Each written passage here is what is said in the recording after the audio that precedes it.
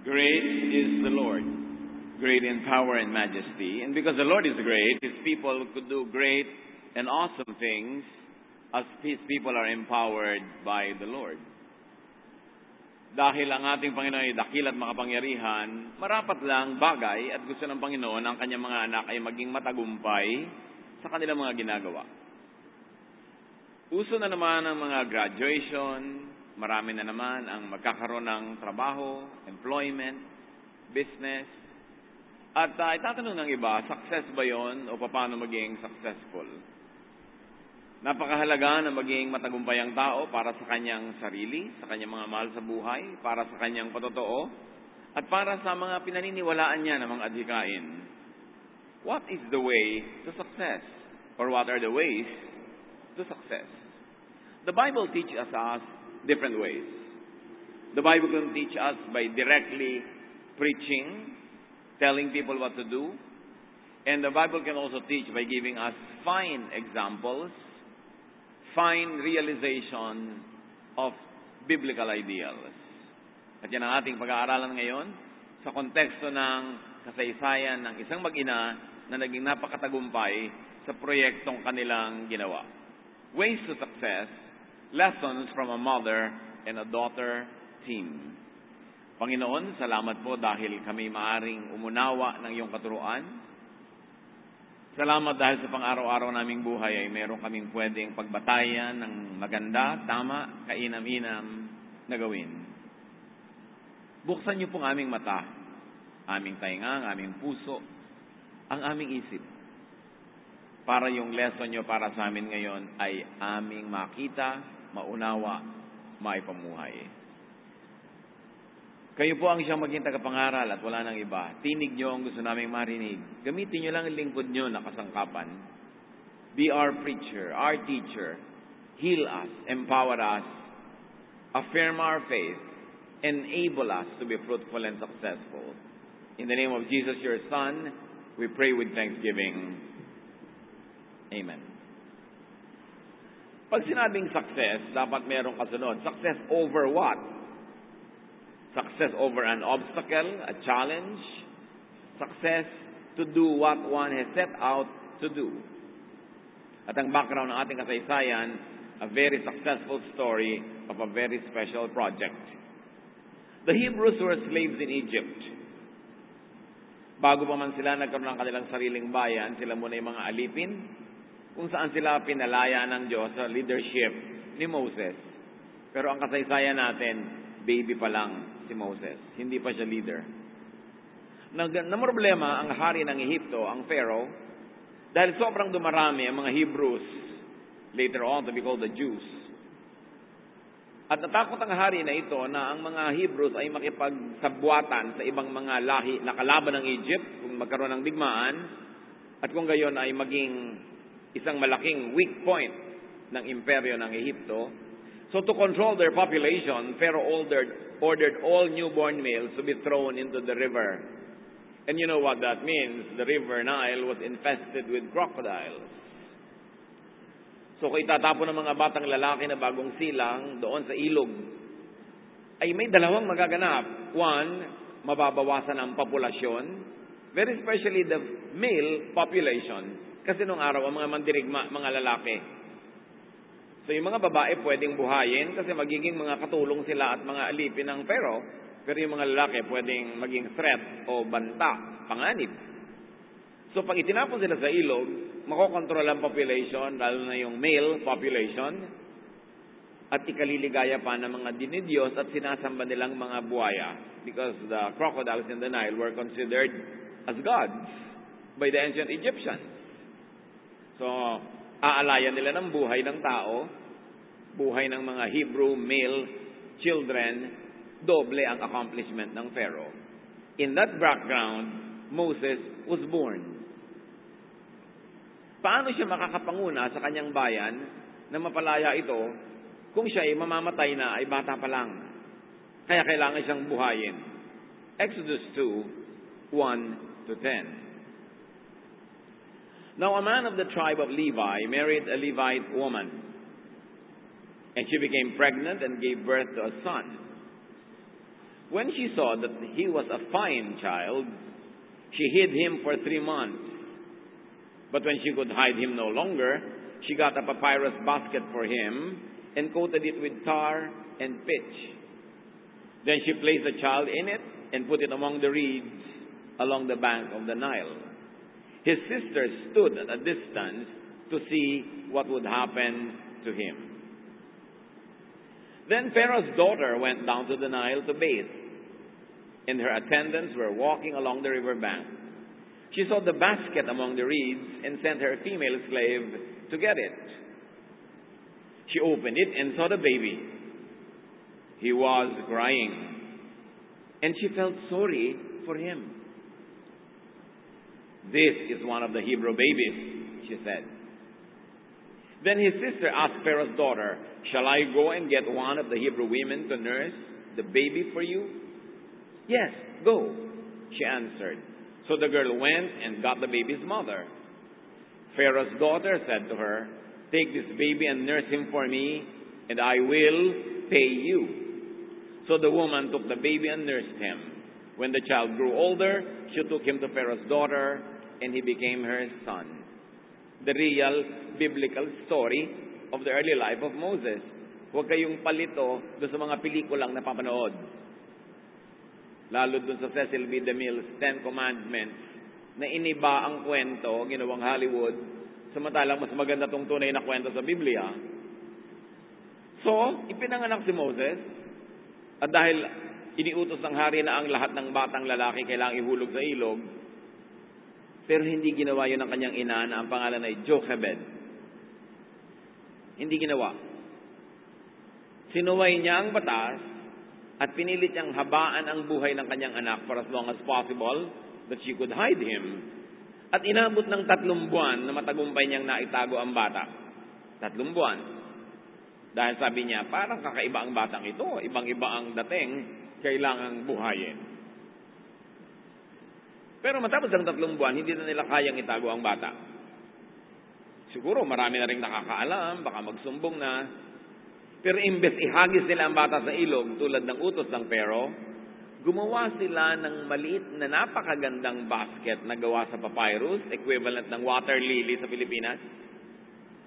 Na ito ay pag pinatuyo mo, hinabi, pwede mong gawing basket, at napakalakas ng posibilidad na ito'y lulutang sa tubig. Gumawa sila ng basket na pagkakasyahan ng bata. At hindi lang yon, binalutan ito, pinahiran, kinilapulan ng kutakot-takot na malaalkitran na material na waterproof na marami nun sa Middle East. Kaya nga na-discover ang oil sa kanila eh. Byproduct kasi ng oil itong ipinampahid nila to waterproof the little basket which was now going to become a floating cradle for this baby. At matapos nilang maingat na inihanda ang basket, inilagay ang bata doon, pero hindi nila pinaanod sa ilog tulad ng nakita sa pelikula. Buong ingat na namili ng lugar, inilagak doon sa pagitan ng mga halamang ilog kung saan ang basket ay hindi aanurin. At matapos ilagak doon ang bata, ay nagbantay ang ate na si Miriam sa di kalayuan sa susunod na magaganap. At gaya ng parang script, dumating ang prinsesa para maligo. At talagang sa lugar na paliliguan niya, nandun yung basket. At nung makita niya yun doon, ay pinabuksan niya. At nung makita niyang may batang umuuha-uha sa loob, naawa siya. Sabi niya, isa ito sa mga bata na gustong ipapatay ng aking ama. At bago pa man siya makapag-isip ng susunod ng kung ano mang gusto niyang isipin, sumulpot na sa kanyang tabi ang ate, si Miriam. Gusto niyo po bang ihanap ko kayo ng yaya? Pero huwag niyo lang papakainin ng yaya meal? Gusto niyo bang ihanap ko kayo ng yaya na mag-aalaga sa bata para sa inyo? Para di kayo mapagod mag-alaga? At sabi agad ng prinsesa, sige, kumuha ka. At babayaran ko, susweldohan ko siya para paalagaan ng batang ito para sa akin. So, kinuha si Yaya na actually ay sariling ina ni Moses. Ipinauwi sa kanya ang bata. Sinabi, alagaan mo yan para sa akin, susweldohan kita. Pagdating sa tamang edad, ibalik mo sa akin. Magiging anak ko siya. At gano'n nga ang naganap. Isang napakalaking success story. Nung dumating na ang batang Moses sa tamang edad for legal adoption, dinala siya sa prinsesa, at yun nga, siya ay naging anak ng prinsesa. Moses became a prince of Egypt. What are some lessons on success? Some ways to success that we can learn from here? Don't give up too easily. Kahit ang kalaban mo'y hari, imperyo, ang laki, parang hindi mo kaya, huwag kang bibigay agad. In fact, never give up. Pagka ikaw ay sumuko, ikaw na ang nagpatalo sa iyong sarili. Hindi na kailangan magpagod yung kalaban mo na talunin ka. Ikaw na yung nagpatalo kasi sumuko ka na. No, pagurin mo siya. At kung mananalo man siya over you, kailangan pagpaguran niya yon. Hindi ang dali-dali niya nakuha. Never give up too easily. Just like this mother and daughter. Have a plan. Gusto niyo maging matagumpay sa buhay, kailangan may plano. Hindi pangarap. Hindi dream. Ang pangarap ay para sa tulog. Ang para sa gising ay plano. Dapat may plano. Pag-pray, yes. Pero huwag iasa sa langit ang lahat ng mangyayari. Kailangan kumilos ka. And execute the plans with excellence. Know what you need to know. Pag binalikan natin ang kwento, bakit doon inilagay ang batang Moses sa lahat ng mga paglalagyan? Alam na nila dati pa na doon naliligo ang prinsesa. May balak ang mag-inang ito na ilagak sa prinsesa ang bata na si Moses. Meron silang advanced knowledge of her personality, of her kindness, maybe even of her need. Meron silang intelligence, kumbaga sa military language, kung anong dapat nilang gawin. Kaya doon nila inilagay yung bata. Lulutang long enough for the princess to arrive and find him. And Miriam was in place. So that pag nakita nila na go, open yung princess, at naawa sabi, kawawa ang batang ito. Bukas ang puso, biglang sumulpot ang Miriam, bago pa man makapag-isip ang prinsesa ng kung ano-ano, inalok na niya agad. Ikukuha ko po ba kayo ng yaya? So learn and know before the need arises. Ang taong magtatagumpay, yung maraming alam. Sa dinami-rami ng alam ng tao, hindi mo naman alam kung alin ang kailangang hugutin pagdating ng oras. Kaya kailangan dapat marami kang pwedeng pagpili ang hugutin na karunungan. Aling asset, aling talent ang ilalabas na hinihingi ng pagkakataon. Kasi kung minsan kumakatok na sa yung pintuan ng pagkakataon. Sabi, alam mo, kung makakapagpakita ka sa akin ng 500 peso bill, bibigyan kita ng house and lot. Wala ka palang 500 peso bill, goodbye. Wala kang chance. Kumakatok ang pagkakataon sa bawat tao, kaya lang, pagbukas nung may-ari ng bahay, hindi siya handa na ibigay doon sa pagkakataon ang hinihingi ng pagkakataon. O kaya, hindi siya nagbubukas kasi bingis siya, nagbibingi-bingihan, o busy sa mga walang kwenta-kwentang bagay na papalampas ang mahalagang mga pagkakataon. So it is important to keep learning, to keep your eyes open, not your mouth. Keep learning. You don't know when you will need to use that knowledge. So may alam sila. Ngayon, kung sila ay nakatunganga sa walang kaalam-alam, tawa lang ng tawa, hampasan ng hampasan, hindi nila alam kung paano nila sasolve ng problema nila. Iiyak na lang sila ng iiyak at magdarasal lang magdarasal at magtataka kung hindi nasagot ang dasal nila. Get help from the most effective agent. Sino ang pwedeng sumalungat, bumali, o magpalambot sa utos ng hari? Walang iba kundi ang prinsesa. So sa prinsesa sila dumulog. Hindi sila lumapit sa general, sa colonel, sa captain. Hindi sila lumapit sa businessman. Hindi sila lumapit kung kani-kanino kasi hindi yun ang effective na helper. Kaya dapat marunong ka eh. Get help. Bawat bigat sa mundo, may katapat na balikat na bagay pumasan noon. At kung hindi katapat yung balikat mo dahil napakahina, kung ikukumpara sa bigat ng papasanin, para ka magtagumpay, kailangan mong may balikat na mahiram para pasanin niya kahit pansamantala ang bigat na nakaatang sa iyo. Every heavy load is a matching carrier. But will that able shoulder lend you that strength? Bawat utang kayang bayaran nang may pambayad. Kung nagkataong ikaw yung walang pambayad, anong kailangan mo? Yung willing magpahiram ng pambayad. Paano ka naman papahiramin kung subaera ka?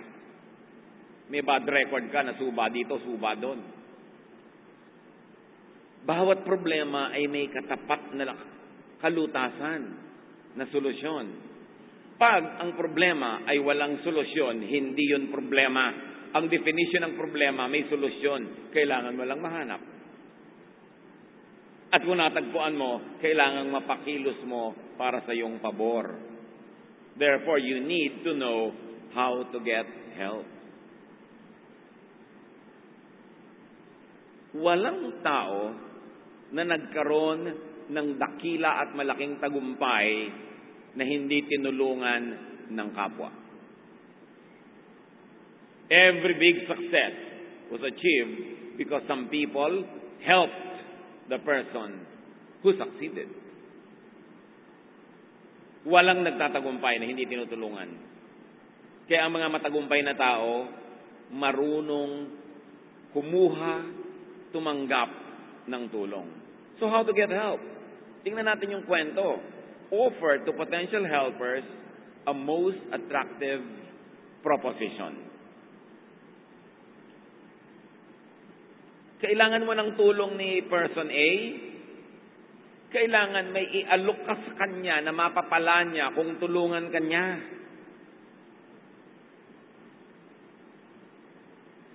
Offer a deal that is easy to say yes to. Sabi ni Miriam, gusto niyo ipuha ko yan ng yaya? Hindi namin niya sinabing, babayaran niyo lang. Sabi niya, gusto niyo ikuha ko yung yaya na mag-aalaga para sa inyo? In other words, magkakaroon kayo ng anak, lalaki ang anak niyo, kayo ang ina, hindi kayo mapapagod. May ibang mapapagod. Sino naman may ayaw nun? Lalo na kung yung prinsesa ay kilala nilang mabait o baka nangangailangan. Baka ito'y nabalo, baka namatayan ng anak. Hindi natin alam ang background. Pero alam nila Miriam. Kaya alam nila ang gagawin eh. Ano man ang kailangan nyo sa tao na tulong, mag-alok muna kayo ng mapapala niya kung tutulungan kayo. A deal that is convenient for the other. You do the work. Katulad ni Miriam, sabi niya, I will go. I will get a nurse that can take care of the baby. Hindi niya sinabing, pumunta po kayo doon sa ganitong address, hanapin niyo po, may babae doon, pwede niyong alukin na maging yaya. Sabi ng prinsesa, papagurin mo pa ako? Ilubog na lang yung batang yan. Diba? O, meron pa akong kilala. Nasaan? Ewan ko po. Hanapin ko muna. Ay, nagbago na isip ng prinsesa. Strike the iron while it's hot.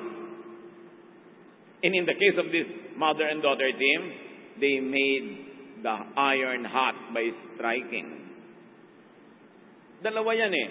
Kung passive ka, pag mainit na mainit yung bakal, doon mo pukpukin para ma-shape mo. Ganyan yung mga panday. Pero paano kung hindi mainit? Anong gagawin mo? Yung magagaling na tao, yung malamig na bakal, pupukpukin nila ng pupukpukin para mag-init. At pag mainit na, tsaka nila si-shape. Don't just react to situations. Act. Be proactive. Create the situation. And offer maximum benefit to people whose help you need. Sabi niya, kukuha po ako ng makakatulong nyo, magiging yaya nyo. Ako po ang pupunta, hindi kayo.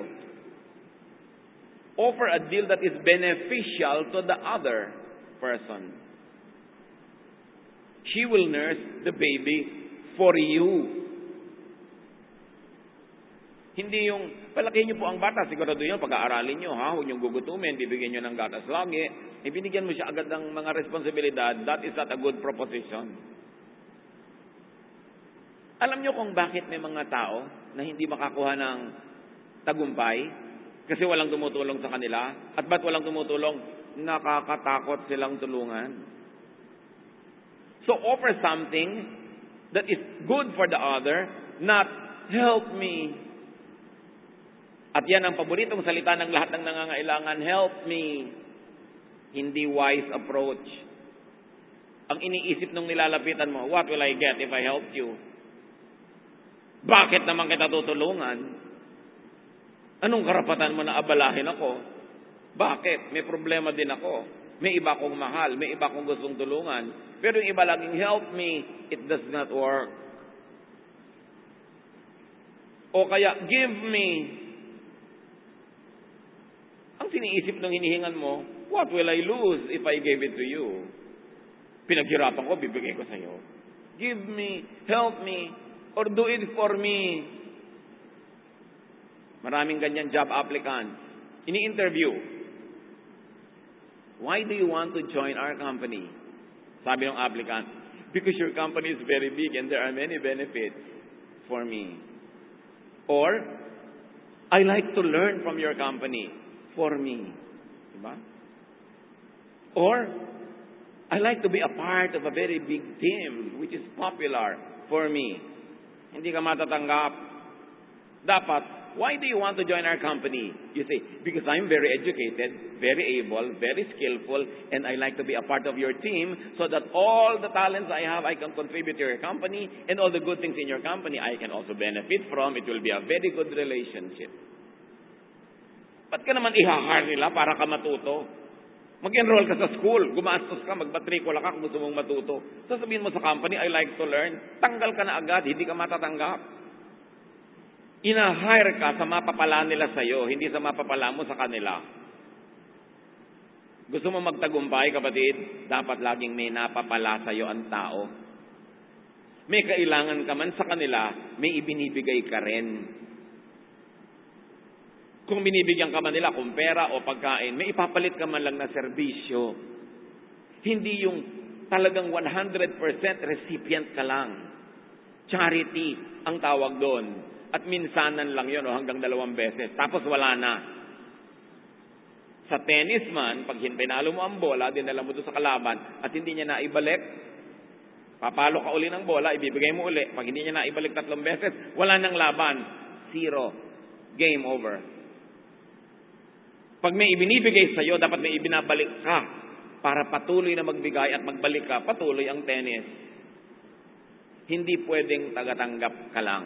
Maraming tao, bigo sa buhay, hindi nila naiisip. Kasi ganun sila, pabigat. Tinutulungan mo na. May sakit ako O, ito po pambili ng gamot. Ang layo naman ng butika Ako pa bibili. Sige ako, bibili ko na kayo ng lason nang matapos na ang pagbibigay ko sa inyo. Bibigyan mo ng pagkain, ay hilaw, wala po bang luto na? Pinapahirap mo sa tao na bigyan ka. At oras na nabigyan ka minsan, eto ka na naman bukas, nandito ka na naman next week, kakatakutan ka. Dapat ang tao, kahit mabait siya, may napapala pa rin para inspirado na tumulong sa'yo. Ganyan yung mag-asawang nawawala na ng pag-ibig yung isa Sabi ko, bakit mo naman gustong hiwalayan ang iyong husband? Ang husband ko naman po, always get and forget. Ikaw, ako always give and forgive. Paano magtatagal ang ganong relasyon? Dapat give and take. So give, not take. Tandaan nyo yan. You want to be successful in life, be a giver. Or at least, give first before taking. Or give as you take. And the best and sustainable relationship is give and take and give. Kita nyo, huli yung give. Dapat ikaw ang huling nag-give. Hanggat maaari, pag matutulog ka na, i-reviewin mo lahat ang transaction mo maghapon. As much as possible, dapat ikaw lagi yung huling nagbigay, hindi huling tumanggap. Kasi yung huling tumanggap may utang. Mas magandang ikaw ang huling nagbigay. At huwag maging linta. Alam niyo yung linta, kakapit sa'yo, sisipsipin ng dugo mo, pag busog na, tatanggal na siya, kakalas na, goodbye, until my next hunger. At maraming tao ganon. Nakikita ka lang, naaalala ka lang, pag may kailangan. Pag nakita mo na ang pangalan niya na nagte-text sa'yo, pinapantal ka na kasi may kailangan. Alangan namang i-text ka na nami-miss ka. Dahil love ka. No. Nagte-text kasi may kailangan. Ikaw na naman naalala. Di ba nakaka-allergic yun? Mano ba naman ako ikaw ay tumatanggap sa tao, paminsan-minsan mag-text ka ng hindi problema. Mag-text ka naman ng good news. Mag-text ka naman ng greeting o prayer. Hindi yung tuwing nakikita ang pangalan mo, gustong itapon yung cellphone. O block ka na agad. Nagtataka ka pa, ang sama ng mundo, kawawa naman ako, binablock ako. Bakit? Baka linta. Tinutulungan mo na, kukonsumihin ka pa. Iinisin ka pa. Mga walang kalanggana. You want to be successful in life? Always leave something on the table for the other person. Do not take all. Do not be a one-way winner. Alam nyo, yung winner-loser relationship will never last. Kaya kayo mag-asawa, kung laging ikaw ang winner, loser lagi ang asawa mo, it will never last. So, usapan nyo, lagi ikaw ang panalo, siya yung talo. Pag nagtalo kayo, ikaw mataas ang boses, siya yung mababa. Ikaw ang laging final say. Magbalot-balot ka na. O pagbalot-balotin mo na siya, di kayo magtatagal. Win-lose relationship will never last. You know what will last? Win-win. You win a little, I win a little. I win today, tomorrow you win. Hindi lagi ako lang winner, lagi kang loser. It will never last. Because nobody, absolutely nobody will tolerate na siya lagi yung loser. Kakawala siya, aalis siya, tatakbo siya, tatakas. Hindi siya papayag na lagi siyang loser. You want to keep people near you? Make them win. Not yourself. And in that case, winners become losers.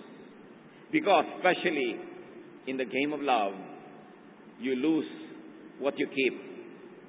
And you keep only what you give away. Ganon yung mga kabalintanuan ng buhay. Baligtad. Yung buong selfishness mong kinakamkam, yun ang nawawala sa'yo. At yung ibinibigay mo lang ng buong puso, yun ang pansamantalang nawawala, pero kusang loob na bumabalik sa'yo. Ang daming tao, loser sa buhay, kasi simpleng formula lang na ito, hindi maintindihan. Gusto nila, lagi silang inaalagaan, inuunawa, inaaruga, pagsasawaan ka. Kahit magulang, nagsasawa din. Kailangan, dahil tao yan, dinidilig mo rin na parang halaman, minamahal mo rin para patuloy siyang mabuhay. So be the most recent giver, not the most recent recipient, when it can be helped. Paminsan-minsan, sobra kang may sakit, sobra kang mahina, ikaw yung recipient. Pero palakasin mo ang sarili mo para makabawi ka naman at ikaw naman yung maging giver. Kahit hindi 1:1 ang correspondence ng bigayan, makita man lang na kahit paano nagbibigay ka. Meron pang mga iba, pag meron silang kamag-anak na palabigay sa kanila at medyo mayaman-yaman, sasabihin pa, alam mo, hindi na ako nagre-regalo sa birthday mo kasi you have everything. Oo nga, I have everything, pero is anything there from you? Wala. Wala pala. Kahit I have everything, there is no contribution from you at all. Kahit isang panyo o isang nail cutter, wala. So wala ka na ibigay sa akin, tapos hingi ka ng hingi. Alam niyo yung mga sinasabi nating mayayaman, they have everything. It's not true. madalas sa kanila, kulang na kulang din sa pansin. Kasi wala nang pumapansin sa kanila kasi iniisip, mayaman naman yan, sikat naman yan, so kailangan na niya, nabibili niya lahat. Pero, oo nga, pero may binibigay ka ba kahit ano? Kahit isang bukayo, kahit isang choknat, mabigyan mo man lang, galing sa'yo. Hindi yung meron siya, pero hindi galing sa'yo. It's important. People love givers and helpers. Mga kapatid, isipin nyo, sino yung mga pinakamahal nyo sa buhay? Di ba yung giver sa inyo? Helper sa inyo? Mga magulang lang naman ang nagmamahal sa hindi helper sa kanila. Yung mga anak na, mga pasaway, bahal pa rin ang magulang. Pero, lalo sa mag-asawa, lalo sa magnobyo at magnobya, magkakaibigan, subukan mo maging linta, mawawalan ka ng kasama. Hindi yun magtatagal. Now, this is the basic truth of success. You succeed mainly because people help you. And there's an inner secret to that. People help those they like. Nagtatagumpay ka dahil sa tulong ng kapwa. Ang kapwa ay tumutulong sa taong gusto nila. Pag gusto ka ng tao, tutulungan ka. Kung ayaw sa'yo, kahit pwede kang tulungan, di ka tutulungan. O tulungan ka man, konti lang. Not enough to make you succeed. Just to get rid of you. So kung gusto nyo magtagumpay, deserve the help. And you want to be helped by others, be likable. Iyan ang isa sa mga pinakamalalaking success ng matatagumpay na tao. Hindi laging talino, hindi laging husay, likable sila. Pag may pagpapala na nasa kamay ng kapwa, naiisip sila para sa kanila iabot. Kasi gusto sila. And who do people like? Sino ang nagugustuhan nating kapwa? People like and love people who make their lives easier, nicer, and better. People who give are the ones we like.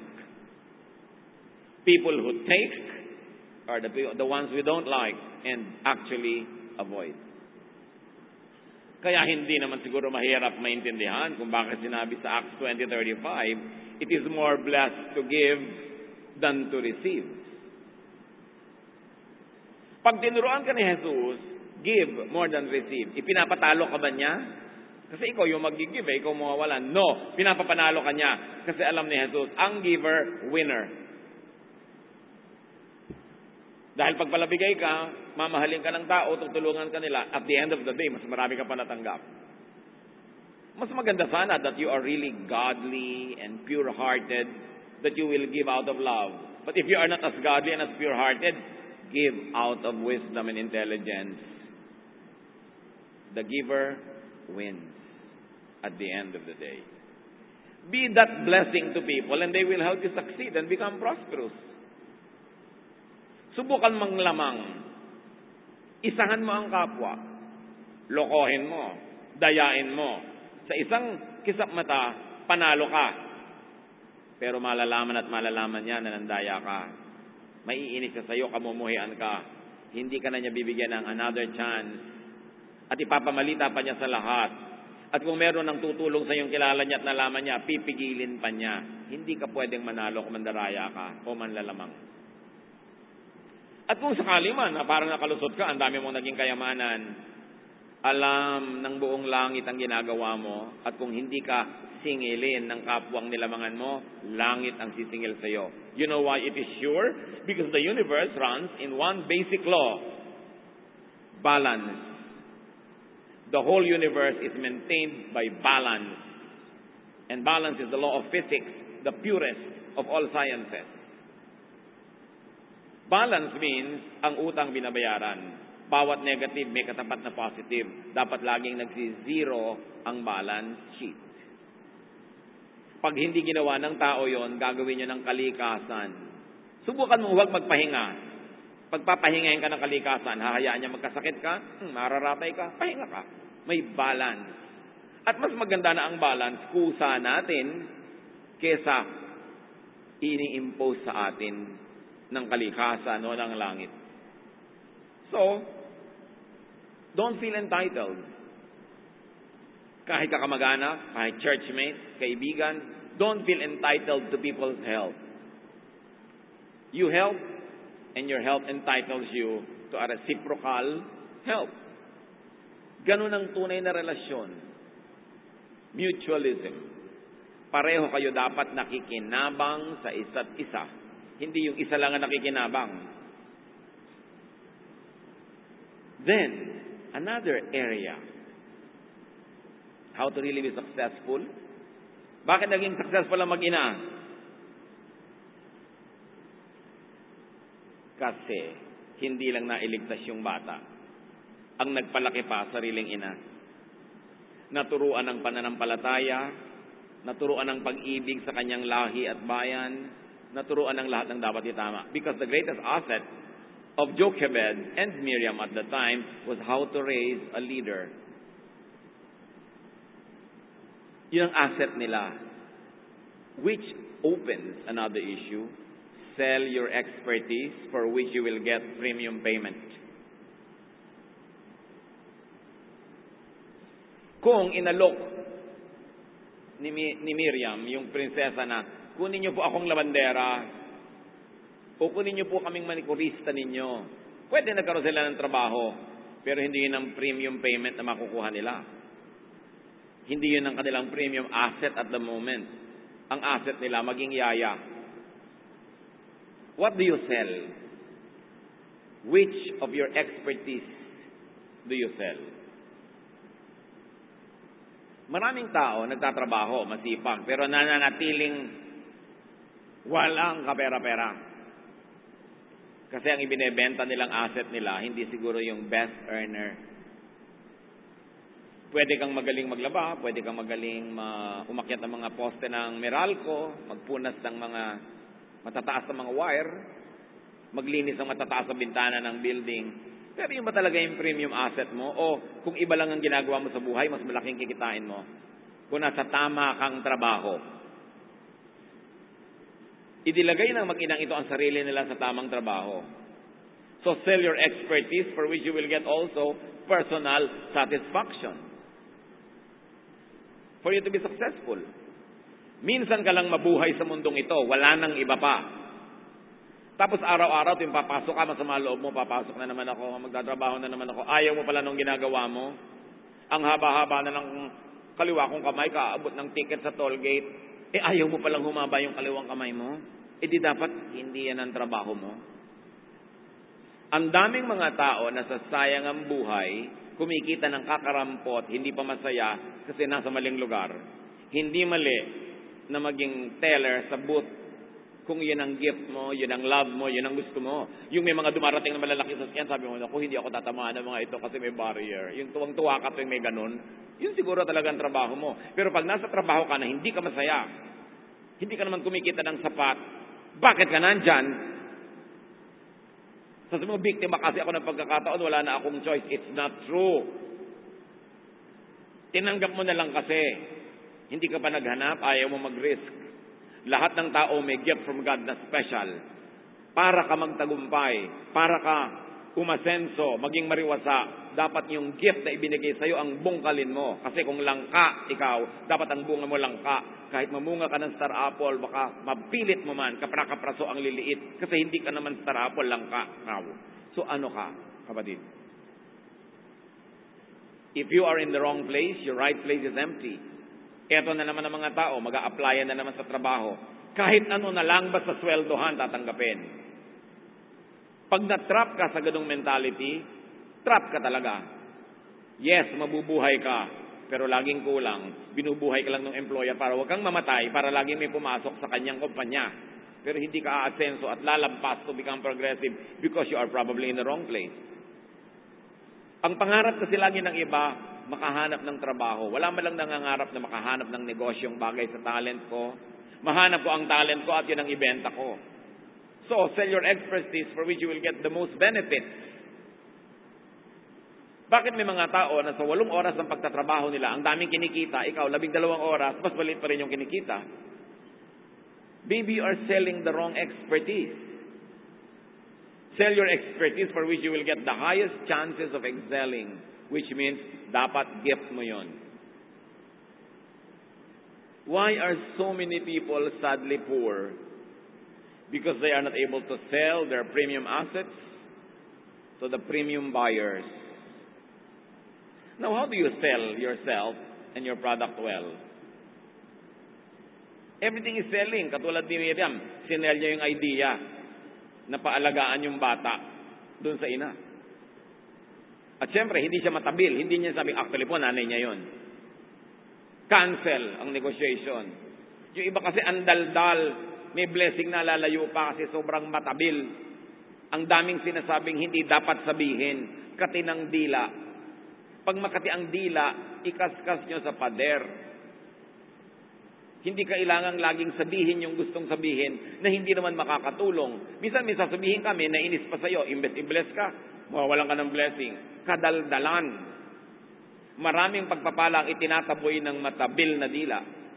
Kaya si Miriam, only on a per no basis, per need basis, sabi niya, ikukuha ko po kayo ng yaya. Hindi niya sabi, actually, kukunin ko po nanay niya. Ate nga po ako niyan, ako nagbalot sa kanya. Tanggal na ang negosasyon. At maraming madadaldal, hindi nila napapansin. Ang dami nilang naitaboy na pagpapala sa katabilan nila. Kasi ang mga taong mahuhusay, magagaling, allergic sa matabil, allergic sa madaldal, allergic sa chismosa. Huwag mong asahang pagtitiwalaan ka. So, konti lang ang sinabi niya. The less words, less mistakes. So, how do you sell yourself and your product well? Make excellent and timely propositions beneficial to the other. Tulad ni Miriam, hindi siya pagkalayo-layo. Ang lapit niya, para pag madinig niya yung salita na open yung princess, offer siya agad. Maganda ang placement. Maganda ang kanyang positioning of herself. At laging ang i-offer nyo, beneficial to the other, not beneficial to you. Hindi yung, bakit naman kita tatanggapin sa trabahong ito? May sakit po kasi ang nanay ko, kailangan ko po ng trabaho, kailangan po namin bumili ng gamot. Teka, kumukuha ako ng worker, no? Hindi ng charity case. Akala kasi nung iba, pag nagmakaawa sila, magsisell yun. At 90% ng maraming tao, laging nagpapaawa. Walang mapapalang maawa sa'yo tao. Lilimusan ka lang. Dapat hangaan ka para kabayaran ng mahal. Hindi kaawaan. Yung iba parang awa nyo na po, puro awa ang hinihingi. It does not work. That's why many things don't work, don't succeed. Hindi pa nakakahalata yung iba. How else do you sell yourself? Initiate and not wait to be noticed or pitied. Kung dungo, mahiyain, kimi si Miriam, sinabi na nung prinsesang, kawawa naman ang batang ito. Gaganon lang siya, yung mukha niya, ihahain niya, hihintayin niya, tawagin siya, Ineng, halika nga dito. Ba't ka nandyan? No, lumapit siya. Initiate. Mga empleyado, huwag niyong asahan. Nabibigyan kayo ng increase. Lalo kayong kumpanya, yumayaman, ang dami-dami ang profit, kitang-kita niyo naman.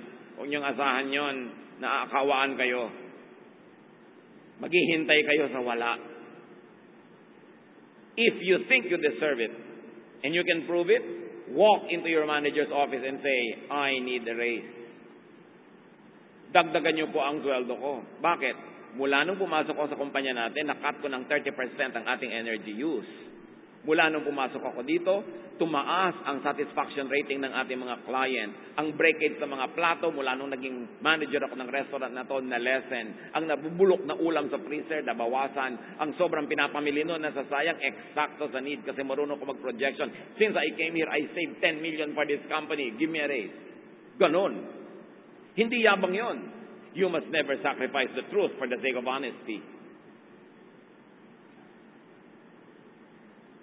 So, or for the sake of humility. Kaya maraming Pilipino, dito man o abroad, tumanda na, wala pang raise. Hindi marunong humingi. Bakit?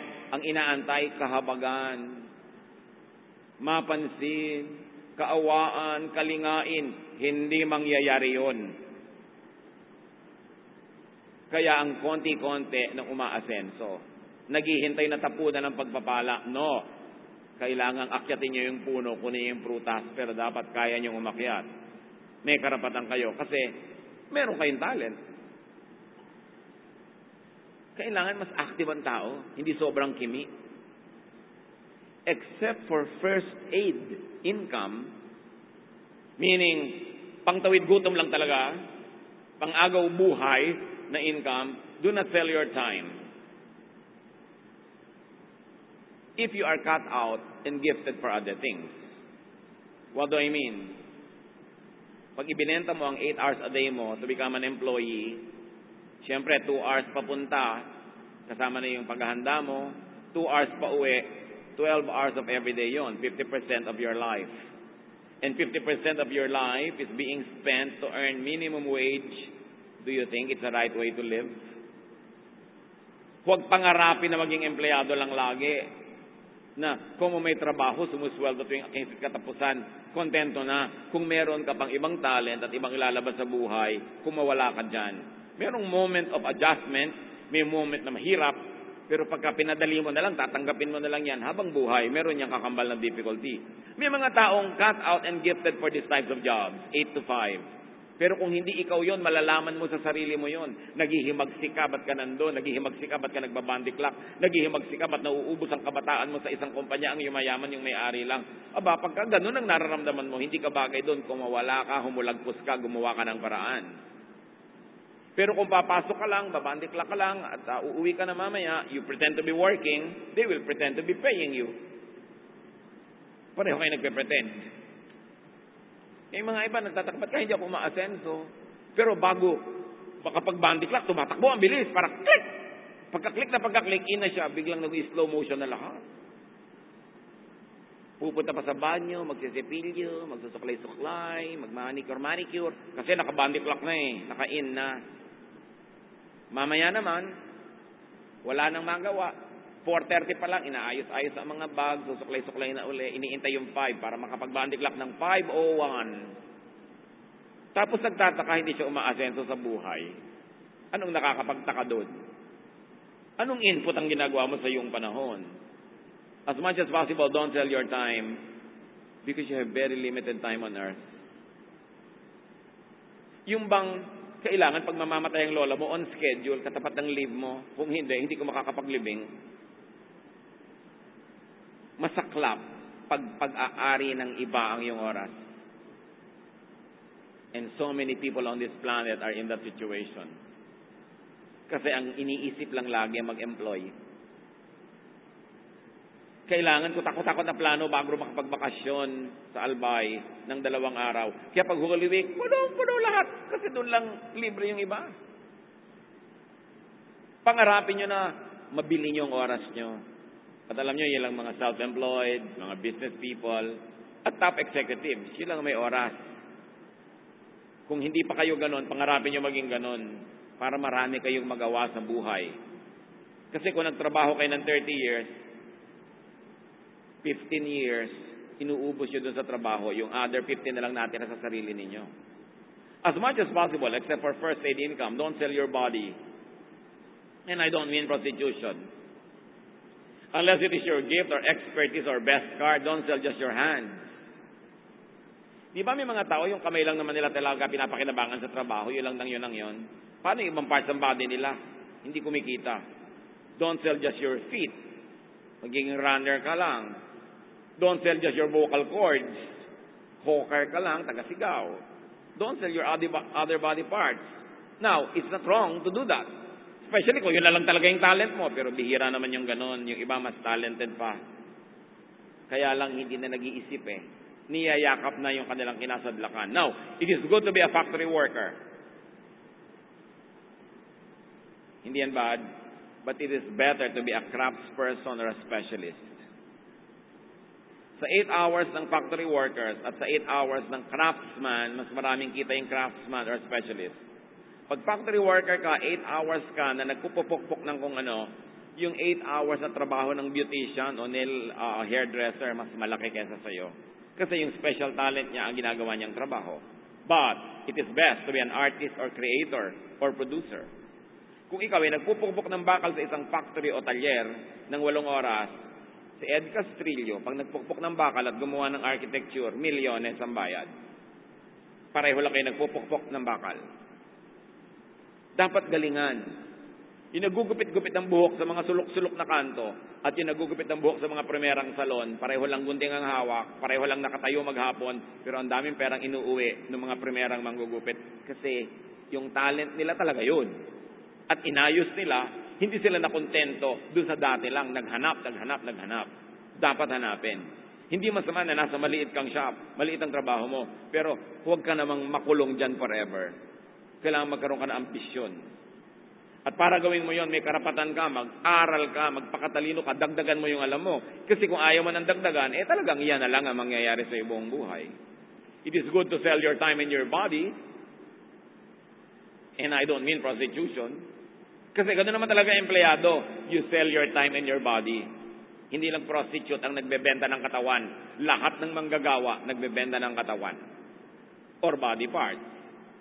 And most of our OFWs and employees are in this category. Diba? What do you sell? Ang aking kamay, marunong akong manahi. Ang aking paa, mabilis akong tumakbo. You know, my body, my time. I will give you 8 hours of my day. It's good to do that, but it's better to sell your best talent and skill. And then enjoy at the same time. Kaya may mga OFWs na malaki kita, merong hindi malaki ang kita. Yung malalaki ang kita, what they are selling is their best talent and skill. And usually they are more educated, more trained, or more likable. Kaya na-promote ang na-promote. So pareho lang tigto 20 years sa Saudi, may nakapagpatayo ng kaprasong bahay, merong nakapagpatayo ng malaking bahay at may negosyo pa. Parehong 20 years yon. But it is best to buy other people's time and bodies to be an employer. Economically speaking. Pag may kausap ako, nag-graduate ng dentistry, anong pangarap mo, Iha? Anong plano mo? Magkaroon po ng isang dental chair, magkaroon ng isang maliit na klinika kung saan para magkatrabaho ako na ako ang amo ko. Magandang pangarap yan, Iha, pero hindi mo ba pinaplano na pagdating ng 5 taon, makapag-ipon ka at makabili ka ng 3 dental chairs, makaupa ka ng malaki-laking klinika, at kumuha ka ng 2 bagong graduate sa dentistry na magiging empleyado mo. So habang sila ay kutkot ng kutkot ang mga ngipin ng iba, pag nagbayad yung kliyente nun, may kita ka. Kat hindi ikaw yung nagkutkot. At kung marunong ka pa, nag-improve ka pa, nag-save ka pa, may 10 ka ngayong silya dyan ng dentista, may mga 10 ka mga dentistang empleyado, bawat kita ng isa doon, may kita ka kahit hindi ikaw ang gumagawa. Namumultiply mo yung income mo. Wala ka bang ganong pangarap? Ang pangarap na lang ng iba, sila yung kutkot ng kutkot, trabaho ng trabaho. I like to work hard. It's good to work hard, but why don't you work smart? Working hard does not make you rich. Alam ng marami yon. Nakuba sa trabaho, mahirap pa rin. Kailangan ito. Kailangan ka mag-isip. Kailangan mong paramihin ang income mo. May tanim kang nyog, ang saya-saya mo na. Nagpakatamad-tamad ka na, hinihintay mo na lang koprahan. Ba't di mo taniman ng papaya sa gitna? Para may extra papaya ka. At sa pagitan, taniman mo pa ng pinya. Tulad ng ginagawa nila sa Cavite. So, ang dami mong nahaharvest out of your same area of lot. Ang daming pwedeng maharvest, kapatid, out of the many talents that God gave you. Why focus on only one? Especially if that one talent does not give you enough. Makontento ka lang kung puno ka na. Huwag kang makontento agad, nawawalan ka na ng ambisyon. It's best to buy your financial gain and freedom, to buy your free time. Huwag pangarapin lamang na pumasok from 8 to 5. Pangarapin na anong oras man sa maghapon, kung gusto ninyo, pwede kayong magkape, pwede kayong may gawin na iba, kasi kayo ang may-ari, o kayo ay manager, o kayo ay mataas ang ranggo. Minsan ka lang mabuhay sa planeta, huwag mong ubusin ang buhay mo na nagtatrabaho para sa iba. Kung may kakayanan ka pa, meron naman sigurong talagang para doon, kasi may naka-assign naman talaga lahat eh. At malalaman mo kung assignment mo yon dahil kontento ka na, happy ka na, sa 15 days leave a year, sa 15 days sick leave, happy ka na doon, baka para ka dyan. Pero kung hindi ka happy, gumawa ka ng paraan, hindi ka para dyan. Huwag kang matakot, mag-risk. Find your best asset, develop it, enhance it, and sell it. Nakita nyo, yung mga ibang singer, kanta ng kanta hanggang mamalat, tiway pa. Pero meron pagkakumanta, alaki ng bayad. Pareho lang kumakanta yon. Why don't you become that one? Profit comes from many people's paid labor. Kaya ang yumayaman dito sa Pilipinas, hindi naman yung mga pinaka-edukado, yung marunong mamuhunan, marunong magnegosyo, hinahire nila ang mga edukado, binibili nila ang utak mo, binibili nila ang oras mo para mag-isip ka, magtrabaho ka para sa kanila. At the end of the month, sila yung yumaman, nasweldohan ka, nagkaroon ka ng konting barya, konting bakasyon, konting benefit. Pero kung ang dami mo pang talent, dapat lumampas ka doon. Tingnan nyo lahat ng mayayaman, halos walang edukasyon. Yung pang mga drop out yung iba eh. Yung bang maraming mga summa cum laude, at laude. Assured ba na yun ang aasenso? Ang assured, they can get employed. Somebody will buy them. Kasi may asset sila. Pero kung pwedeng ikaw ang makinabang sa sarili mong karunungan, ba't mo ibebenta? This is what is lacking in our nation. Entrepreneurship. Initiative to do business. To multiply assets. Ang gusto lang lagi ma-employ. At kung pwede sana sa City Hall. Anak, sa City Hall ka pumasok, kahit maliit ang sweldo, walang City Hall na nagsasara. Yung ganong klaseng security. Secure na sa akin sa katapusan. Walang gobyernong nalulugi. Yes, buhay ka nga. Pero ano yung quality of life? Hindi ko sinasabing masamang mamasukan sa City Hall.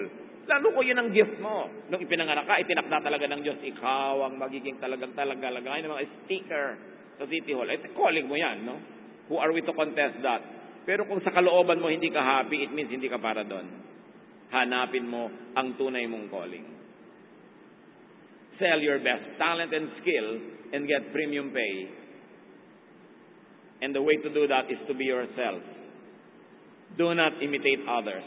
Huwag mo hangarin ang trabaho ng iba, role ng iba, ranggo ng iba. Merong para sa iyo. Aasenso ka lang kung nandun ka sa talagang tunay at natural mong dapat pagkalagyan. At kung kaya mo pa, buy other people's best talent and skill and get premium profit. Kaya kailangan, mga kapatid, capital. Pag magaling ka, at alam mo yon, ang goal mo, magkaroon ng capital. Para ka makapamuhunan at para mapaunlad mo ang iyong sariling buhay. At makabili ka ng mga tao, mga kamay, mga paa, mga utak, na aandar lahat para lalo kang umasenso. Habang sila naman ay binibigyan mo ng tamang mga sweldo at benefits. At kung kayo'y maasenso na, may mga empleyado, kumikita naman, share your profit. Huwag niyo lang solohin.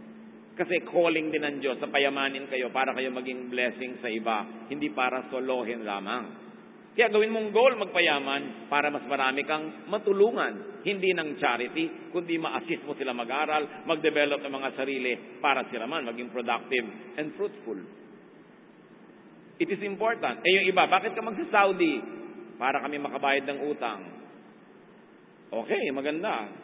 O bakit ka mag-abroad? Para kami makabili ng maliit na bahay.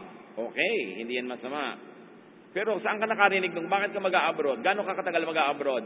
Balak ko po mag-abroad ng 10 years. And after 10 years, ang goal namin mag-asawa, makaipon kami ng ganitong kapital para makapag-start kami ng negosyo ng asawa ko na special calling niya, garlic carving. Ang galing po niya talagang lumilok ng mga bawang. Palagay ko ito ang aming ikakayaman sa kanyang napaka-special talent. Ang maliliit na bawang na gagawa niyo pong korting bibe, korting star, korting Christmas tree, korting Malacanang Palace, korting simbahan ng Quiapo. Yayaman kami dyan. Kailangan lang namin ng 10,000 whatever para magka-capital. Yun ang goal namin.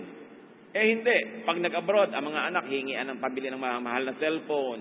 Yung asawa, kahit hindi naman luwaw, nakamumo. No? Ninang sa lahat ng kasal. Pasikat dito, pasikat doon. 20 years na abroad, pag uwi dito, after 3 months, benta si ginang ng alahas, sangla ng ganito. Kasi walang pinaghandaan. Walang plano. When you fail to plan, you plan to fail. So bakit mag-a-abroad? Anong goal?